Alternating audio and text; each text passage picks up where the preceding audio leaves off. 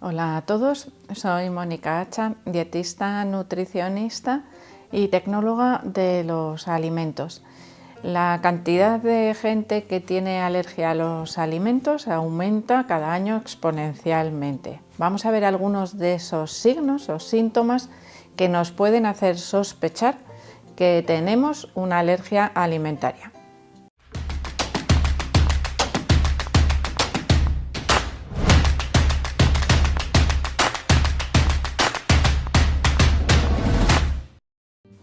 Una alergia alimentaria provoca una reacción adversa cuando se consume el alimento causante de esa alergia.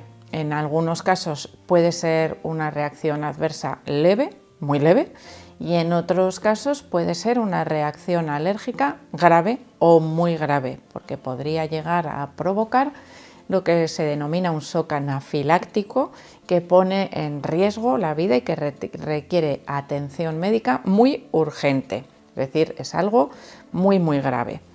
¿Qué ocurre? Que no todos los alimentos o no todas las reacciones adversas asociadas a una alergia son graves, pero sí es importante que las tengamos en cuenta, porque cuando se ingiere ese alimento que provoca una reacción adversa, por ejemplo, la primera, la segunda, la tercera vez, las primeras, la reacción adversa puede ser leve, pero a medida que se va ingiriendo en sucesivas veces ese mismo alimento, se puede ir agravando paulatinamente la reacción adversa hasta llegar a una reacción grave que requiera, como os digo, atención médica urgente. Por lo tanto, cuanto antes detectemos esa posible alergia alimentaria, especialmente cuando las primeras veces tenemos una reacción adversa leve, pues mejor, porque antes le podremos poner remedio o podremos evitar con mucha facilidad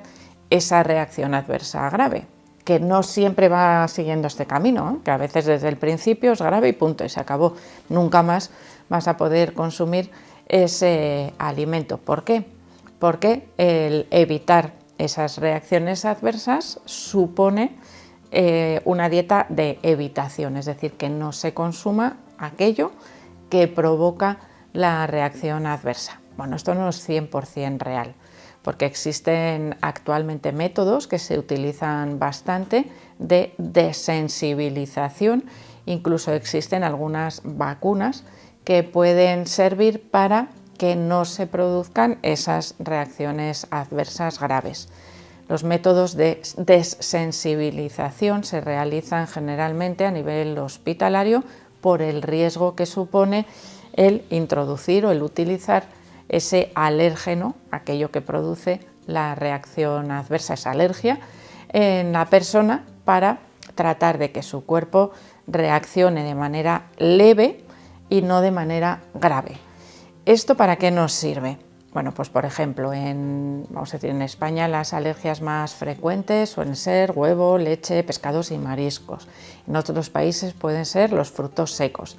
Por ejemplo, pescados y frutos secos están asociados a reacciones adversas muy graves, incluso con cantidades mínimas, tan mínimas que imaginaros que en el caso del pescado podrían incluso ser los vapores que se generan cuando se está cocinando ese pescado. O sea, imaginaros al nivel que podemos llegar para las personas que tienen ese tipo de alergias. ¿Qué conseguimos con esa desensibilización? Pues conseguir un mínimo de tolerancia, que en el caso, por ejemplo, de las alergias a los frutos secos puede suponer no preocuparse de las trazas que puedan aparecer como contaminación cruzada en otros alimentos, algo que las personas con alergia a los frutos secos tienen que vigilar muy de cerca, porque como os digo, incluso cantidades mínimas pueden poner en riesgo su vida. De esa manera, esas cantidades mínimas aumentan y ya no hay tanto riesgo. Y en el caso de las alergias, por ejemplo, al pescado, a los huevos, a los lácteos, pues en el huevo y en lácteos se consiguen muy buenos resultados. De hecho, en el caso del huevo, se podría llegar a consumir al consumo de huevos en cantidades pequeñas. igual no se puede comer un huevo de tamaño L de 73 gramos, pero igual sí medio huevo cocido, y olvidarnos, por supuesto, del riesgo que supone la presencia de huevo en otros alimentos o en otras recetas, ¿no?, en los que pueda formar parte como un ingrediente. Por lo tanto, es algo bastante importante a tener en cuenta cuando se tienen alergias. Pero claro, antes de llegar a ese diagnóstico de la alergia, ¿qué síntomas o qué es lo que me puede hacer sospechar que algo no va bien cuando como algún alimento? Algunos de los signos que pueden hacernos sospechar serían, por ejemplo, bueno, tenemos que tener en cuenta, antes de que se me olvide, que las reacciones alérgicas aparecen en un periodo relativamente breve de tiempo. Es decir, es una reacción que aparece entre unos minutos después de la ingesta del alimento y pocas horas, alrededor de 2, máximo 3 horas como mucho. Si aparecen reacciones adversas con posterioridad, podría ser debido a otra cosa. O sea, no podríamos tener sospecha, pero ya os digo que es más difícil que sea una alergia a un alimento. Bueno, lo primero que nos puede hacer sospechar de una posibilidad de alergia sería que cuando comemos un alimento, casi inmediatamente o a los pocos minutos, nos aparezca picor en la lengua, en los labios. Bueno, ya si nos aparece engrosamiento de la lengua o de los labios, en ese caso está clarísimo. El picor puede ser bien por una reacción adversa tipo alérgico o, en algunos casos, por una reacción enzimática, podríamos decir. ¿Cuándo ocurre esto? Por ejemplo, con el consumo de piña, con el consumo de kiwi, también es bastante evidente, y en algunas personas a veces les pasa con el consumo de melón cuando está poco maduro, ¿vale? Entonces, sospechamos que tenemos una alergia. En esos casos yo diría que no es la primera sospecha. Si volvemos a tomar estos alimentos y no nos ocurre, ¿qué pasa? Pues que en ese momento esas enzimas proteolíticas que tienen esos alimentos pues nos han afectado de alguna manera a la mucosa de la boca. Por lo tanto, son alimentos que están menos relacionados a veces con esas, o menos, vamos a decir, que sospechamos menos de ellos cuando nos ocurren estos picores en la boca, pero que también podría estar relacionado, si eso se repite continuamente o varias veces cuando lo comemos, entonces sí podría ser una reacción alérgica. Por otro lado, hay algunos signos que pueden ser más difusos, por ejemplo, los picores. Cuando hay una reacción alérgica, a veces los primeros síntomas son picores en las manos, tanto en las palmas de las manos como en la parte de arriba, en las plantas de los pies también podría aparecer picor e incluso enrojecimiento, y algo que puede sonar un poco más raro, picor de oídos, por ejemplo, o de ojos, ya que bueno, pues, son zonas como muy sensibles, ¿no?, para la activación de esos picores. Tienen células que los detectan con mucha facilidad. Si eso se repite en varias ocasiones, evidentemente tendremos que sospechar de que hay algún alimento que nos está produciendo una reacción alérgica. ¿Qué ocurre? Que cuando esos signos son difusos, no nos acordamos de los alimentos, no los sospechamos, y relacionar el consumo de algún alimento en varias ocasiones puede resultar complicado, puede resultar difícil, porque a veces son alimentos, como os digo, pues de consumo muy habitual.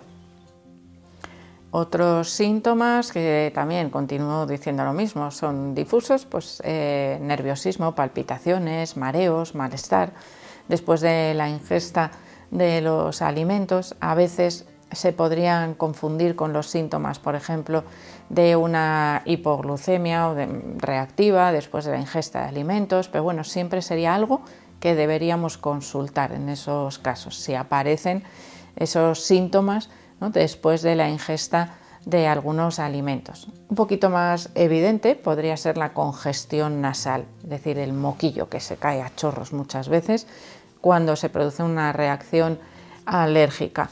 En este caso, la congestión nasal pues, suele estar un poco más relacionado a alergias tipo polen, pero podría aparecer también con el consumo de algunas frutas. También se relaciona con la alergia a los ácaros y la alergia a los ácaros podría estar relacionada también con alergia a crustáceos y por lo tanto, bueno, pues ese moquillo que aparece cerquita de la hora de haber comido los alimentos, pues también nos podría hacer sospechar que puede haber algún tipo de reacción alérgica leve frente al consumo de esos alimentos.